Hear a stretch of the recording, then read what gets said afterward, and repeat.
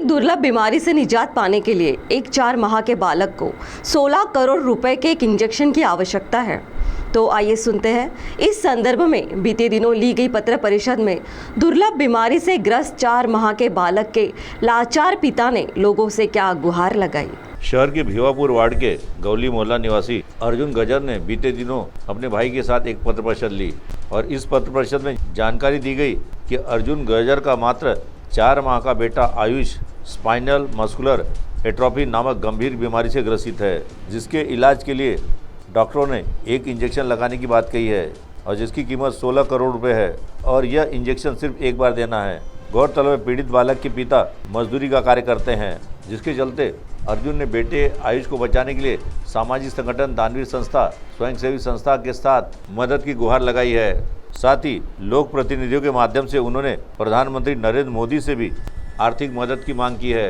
इस पत्र परिषद में उन्होंने सांसद विधायक आदि से भी उन्होंने आर्थिक मदद की मांग की है।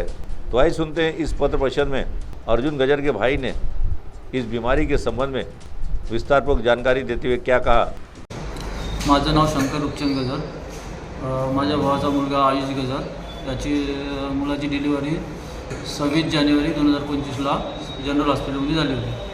त्याच्यानंतर बाळ चांगला होता। त्याच्यानंतर बाळाला आम्ही 4-5 दिवसांची सुट्टी झाल्यावर घरी घेऊन गेलो, तर 15 ते 20 दिवस बाळ चांगला होता। तर बाळाची तब्येत खराब झाल्यानंतर आम्ही त्याला मोर्ले हॉस्पिटलकडे मोर्ले डॉक्टरकडे घेऊन गेलो। मोरे डॉक्टरने त्याला ट्रीटमेंट केलं तर सांगितलं की याचा इलाज थोडासा वेगळा आहे बा, ते आपल्याकडे होऊ नाही शकत। तर त्यांनी आम्हाला नागपूरला सांगितलं NSH हॉस्पिटल तिथं घेऊन जा म्हणे BNE सरांकडे। ठीक आहे सर, तर त्याच्या आम्ही तेव्हा बाळाला त्याच्याकडे घेऊन गेलो। तर सरांनी बाळाची टेस्ट वगैरे केली तर पाहिलं तर बाळाचा आजार वेगळाच आहे म्हणे।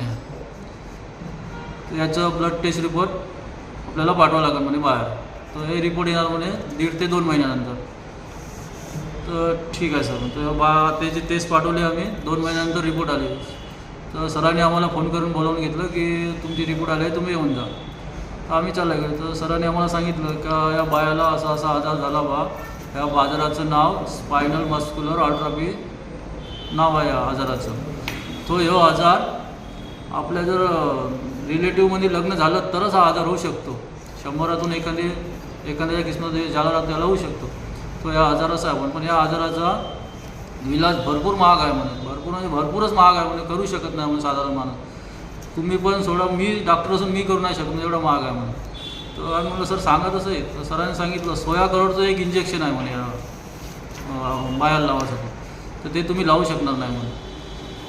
तर याच्यामध्ये असं होतं म्हणे पहिले की सरकारकडून लकी ड्रॉ होता म्हणे की 4 बाळापैकी आम्ही ड्रॉ टाकत होतो म्हणे, त्यातून एकच ज्याच्या किस्मत चिठ्ठी लागली त्याला इंजेक्शन सरकारतर्फे लावत होतं म्हणे। ते स्कीम आता बंद झाली आहे म्हणे, ते 16 करोडची स्कीम बंद झाली आहे म्हणे। आता ते आहे नाही म्हणे आता, तर इलाज काहीच नाही म्हणे तुम्हाला याचा। तुम्ही फक्त याला जर तब्येत खराब झाली तर सरकारी हॉस्पिटल ॲडमिट करायचं आणि घरी घेऊन जायचं, तर दुसरा इलाज नाही म्हणे याचा म्हणे। म्हणलं सर काहून असं?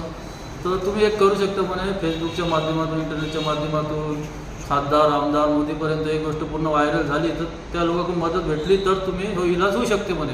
तर असं करत असेल तर तुम्ही करू शकता म्हणे। ठीक आहे सर, करून पाहतो म्हणलं आम्ही। तर घरी आणलो मग बाळाला। घरी आणल्यानंतर बाळाची अजून तब्येत सिरियस झाली, अजून सरकारमध्ये 20 दिवस ॲडमिट होता बाळ। तर त्यांनी मग सरकारी हॉस्पिटल एक लेटर दिला आम्हाला, तुम्ही याला वाडी हॉस्पिटल मुंबईला घेऊन जा म्हणे, तिथे याचा इलाज होऊ शकते म्हणे। तिथून मग ते लोक पण हॉस्पिटलवाले पण एक गोष्ट व्हायरल करून तुमचा इलाज करू शकते म्हणे। आता सर्व खासदार आमदार सर्व लोकांना मी विनंती करतो की आमच्या बाळाचा थोडं लक्ष देऊन थोडंसं मदत करावी।